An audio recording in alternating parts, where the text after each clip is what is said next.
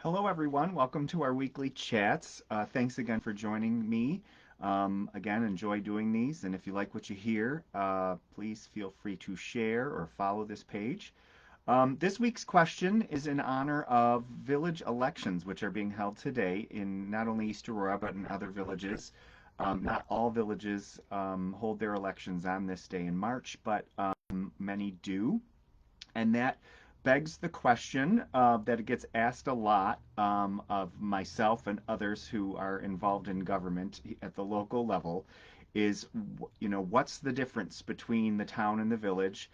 And is there really a difference? And, why do we have a village, separate villages and separate towns and cities and counties and all these levels of government? I'm not going to get into too much detail about them all because there's just simply not enough time. But one of the biggest questions I get is what's the difference between a town and a village? And here in East Aurora, we have the village of East Aurora, which is within the town of Aurora. And if you want to know more about the details, I'm speaking about this, in fact, another reason why this is today's topic.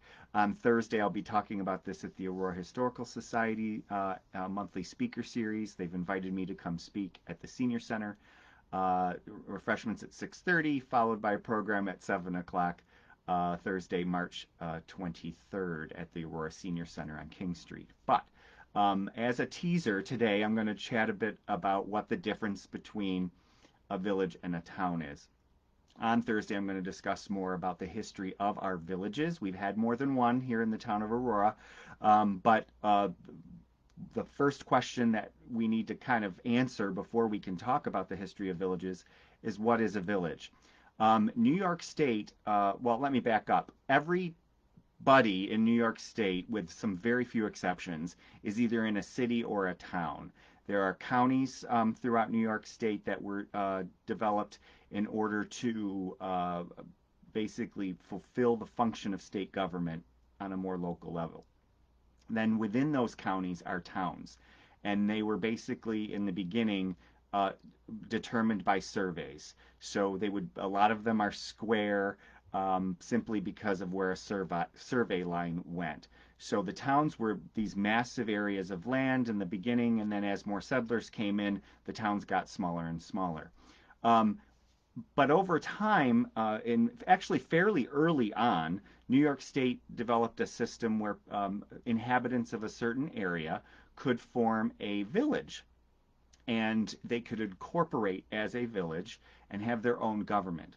And the reason some people who lived in certain areas wanted to do this was that they wanted services that more rural areas of the community might not want to have. Sidewalks, later on lighting, uh, uh, business improvement, their own police force. Towns appointed constables, but villages sometimes wanted the extra layer of security and police force. So they developed a system where a certain geographic area could incorporate themselves and tax themselves in order to provide these enhanced services. So, for instance, here in the town of Aurora, a couple villages, including the one we're in now, the village of East Aurora, were incorporated. They had a vote of the people to incorporate and to have their own, essentially, a homeowners association, but not what we think of it as today, but the ability to create their own government, tax themselves for a specific set of services that they wanted at the time. And in many cases, what I found through my research is that these villages um, met their criteria, fulfilled the wish that they wanted to begin with when they formed the village, and then they kind of disappeared. The village disappeared or dissolved. That's happened throughout history a couple times, but that's what a village is. And for instance, the folks in West Falls here in the town of Aurora, a more rural area, would not want to necessarily, or out in South Wales area of the town of Aurora, would not want to be taxed in order to provide, for instance, sidewalks or lighting district or something like that, enhanced police services for the village. Um, so the village, in order to get those services, would have formed their own government. And the state provided in the early 1800s a mechanism for people to form their own incorporated government and provide those services. It's incorporated. You notice I say that much like a nonprofit organization. So you have a board of trustees, you have councilmen and town supervisor at the town level, um, and they're chartered by the state. The towns are, but the villages are incorporated, and they elect a board of trustees similar to a nonprofit organization would. And actually, in the early days, the mayor was known as the president. So you had the president and a board of trustees, similar to any nonprofit organization that you'd have. You'd have a chairman of the board or a president of that organization. And in the mid 20th century, they changed the title from president to mayor. But the board of trustees acts in a very similar way as it always has. Now, what makes the village different from a hamlet? While a hamlet like West Falls or South Wales here in our community, and you have these all over New York State, are unincorporated little communities. And they have been officially designated in many cases. We have a couple here in Aurora, Jewetteville, West Falls, South Wales, but they have no government of their own. They did not do what a village did, where the people themselves incorporated in order to tax themselves and to provide an enhanced level of service. So their government, their lowest level of government, is the town board in the town government. But they could, under New York state law, petition to incorporate themselves with West Falls or South Wales or any other geographic area wanted to do that, to get themselves their own set of services if they saw fit. They could do that. They could incorporate themselves.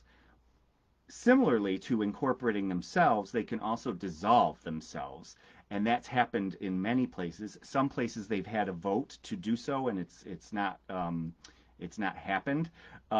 Here in East Aurora, there was a movement several years ago, perhaps to get to dissolve the village, and there was some concern about identity issues. This would only be the village, though. The form of government, the post office would likely stay the same, keep the name. I'll talk a lot more about that on Thursday at the Historical Society meeting. But there are pros and cons. But for instance, out in Wyoming County, the village of Pike was in the town of Pike, and they decided that the original purpose of their little village, they actually had their own water system. That's another reason villages sometimes formed. But today, when you have county-wide systems of water, or even more regional systems of water, providing water, and it's a safer way to do it on a regional level, the village realized that its original purpose was kind of lost. And in fact, the village of Pike out in Wyoming County, the last couple elections, they'd have like 6 or 7 people voting. Actually, one I remember had 8 people voting for the village board. So at that point, they realized, well, the village government wasn't providing the service that it had originally intended. So actually, the villagers came together, voted to dissolve the village, and as a result, the village became a hamlet, an unincorporated area within the town of Pike. So as a village, you're not separate from the town. You're essentially a separate district within the town. This causes some issues, but you're not. Some cities aren't part of the town that surrounds them, or are separate entities. But a village, you are still a member. You're still a resident of the town. You just on paper and are taxing yourself more in order to have enhanced services. Here in Aurora, there are taxes that are paid by town residents, not paid by village residents. The theory being that we already pay it in our village taxes, so that we won't pay it in our town taxes. So there's a formula there that works on paper, at least, to make sure it's equitable. But you, as a village resident, are still a resident of the town in which you are, because everybody is in a town or a city. So just because you incorporated as a village doesn't mean that you are you left the town in which you are. Some villages actually straddle town lines, and some villages actually straddle town and county lines. So folks who years ago incorporated as a geographic area where the settlement happened, regardless of those old survey lines that determine towns.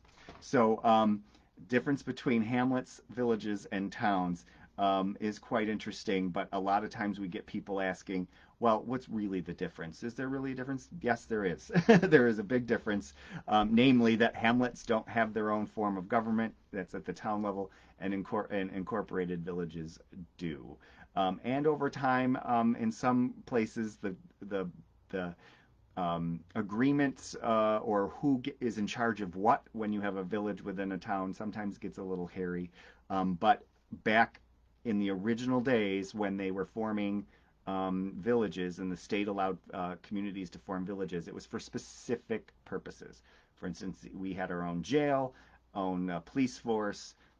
We still do, but there were services that the folks in the town out in the more rural areas may not have wanted, but the people in a more concentrated population area would have wanted. And so that's why we ended up having villages. So I hope that answers the question.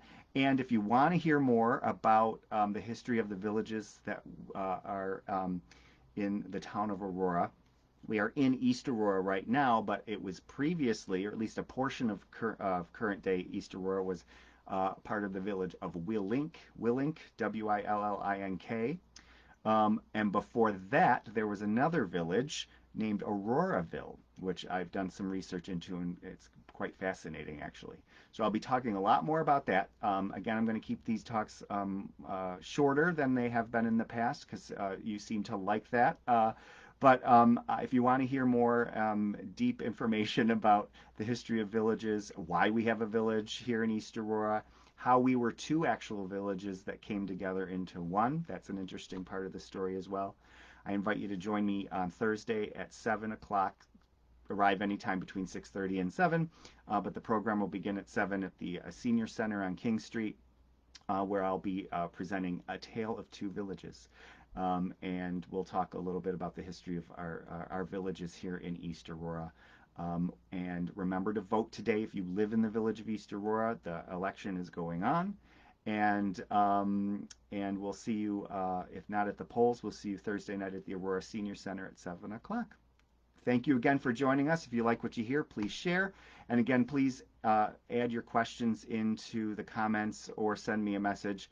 I have a couple ideas still in the hopper that I promise that I'll talk about in the coming weeks. Again, thanks for listening, and we'll see you next time.